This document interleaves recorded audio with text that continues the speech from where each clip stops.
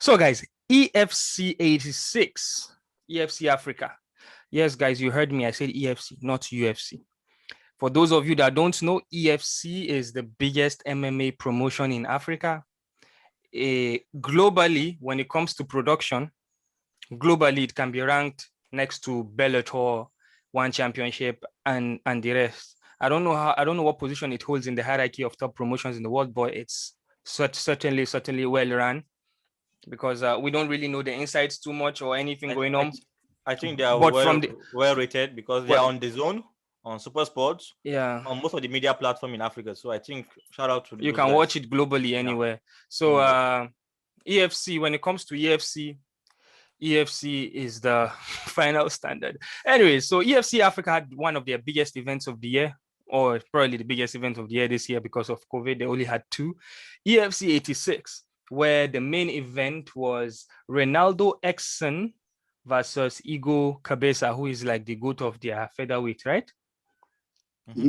Yeah. So and then we're going to talk about the two main events, the co-main event and the main event. The other fight is Alain Ilunga defeating Kanyeba by unanimous decision for the interim lightweight title.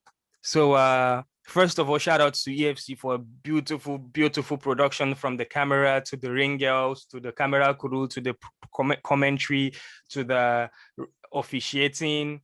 I don't know about the judges, but their announcer, their ring announcer too, maybe needs a bit of work. But anyway, so beautiful performances. But first of all, we're going to talk about the co-main event. Ilunga, which we saw his brother fight also in the main card. His brother also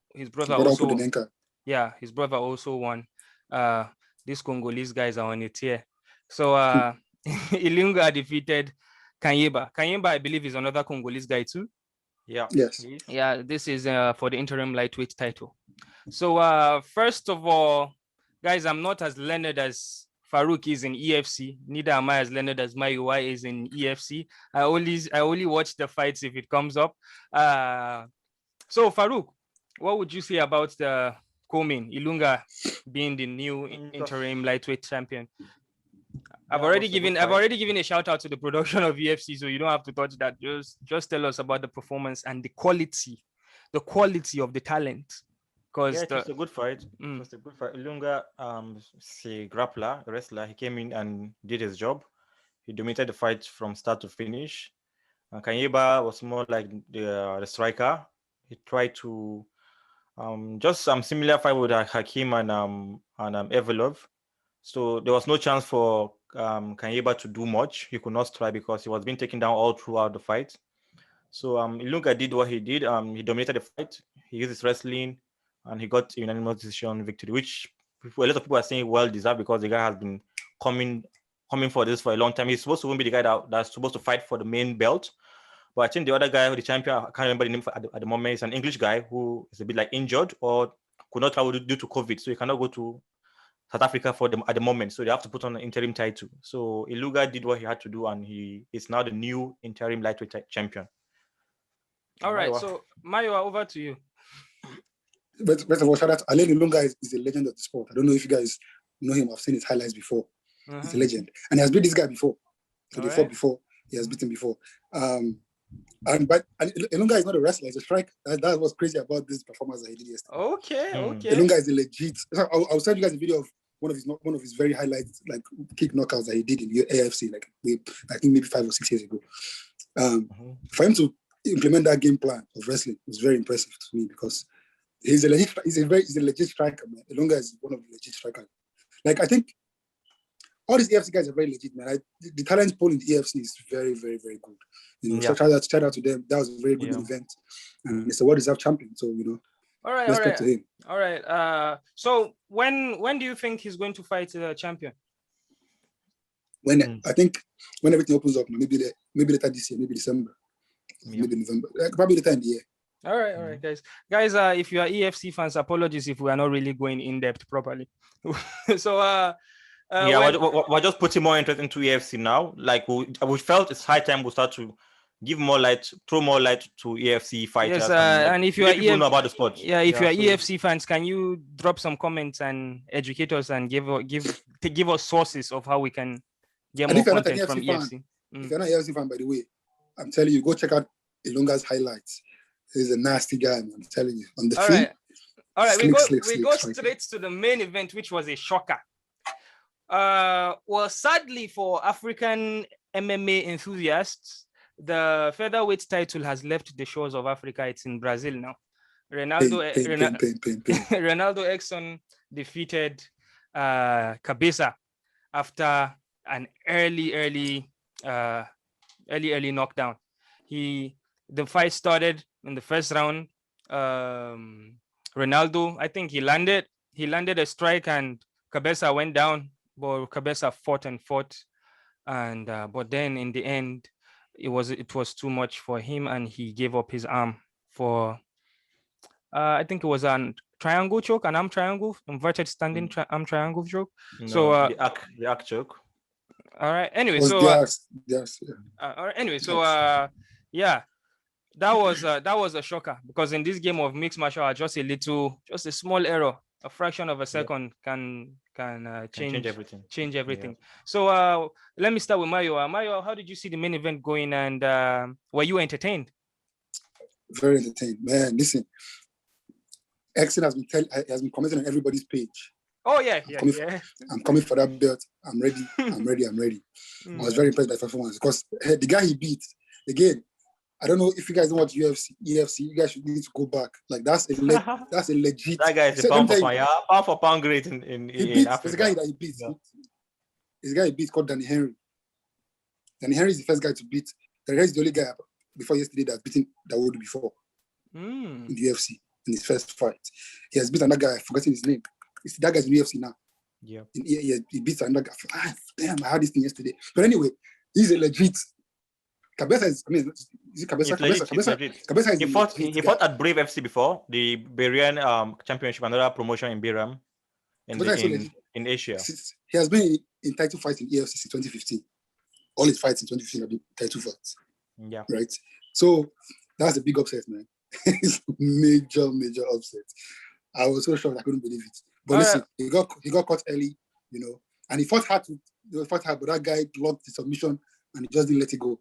And and that guy is from Pitbull. I don't know if you guys know the Bellator champion Pitbull. He's from their gym. And those guys, if they get your neck, they don't play around, man. They don't play around. They roll with anacondas over there. Farouk, over to you, man. How did you see the main event? Were you entertained, my brother, or were you shocked? Yeah, I was entertained. Like, I'll say this is the first time in a long time watching a fight that I was hyping a fighter, shouting Kabesa, Kabesa. I was, because the fans in the stadium were trying to get him back on that during the submission. So I didn't know where I started. It was not the fans. It was his cornermen, but they were too loud. Oh, really? I thought there was fans in the audience. Oh, corner, yeah. So they were chanting his name. I started chanting his name as well. Like, this guy should come back. But like, it was entertaining. Sad he lost the belt. But Kabesa, shout out to that guy. He's a legend. He handled defeats properly.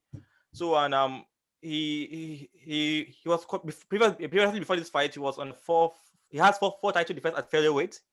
He won the belt twice. Like my wife just said, all his fights in the last 3-4 years were title fight. And like I said, he fought in Brave FC or Brave CF, if you know Brave, another proper promotion in Middle East.